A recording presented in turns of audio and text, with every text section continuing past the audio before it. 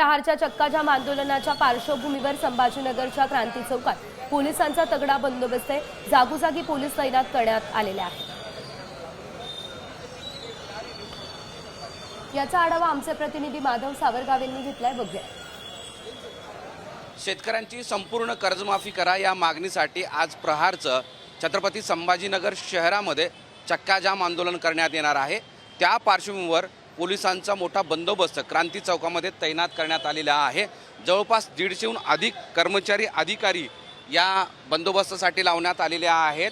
क्रांती चौकामध्ये हे मोठं आंदोलन होणार आहे अशी माहिती प्रहारच्या कार्यकर्त्यांनी नेत्यांनी दिलेली होती आणि त्यानुसार हा पोलिसांचा बंदोबस्त तैनात करण्यात आलेला आहे।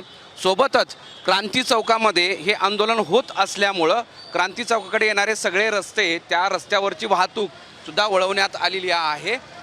ज्यावेळेस सिडकोतून लोक बाबा पेट्रोल पंप किंवा क्रांती चौकामार्गे जातील त्यांची वाहतूक ही गजानन महाराज मंदिर आणि त्याचबरोबर बाबा पेट्रोल पंपापासूनची वाहतूक ही रेल्वे स्टेशन रोडकडून वळवण्यात आलेली आहे।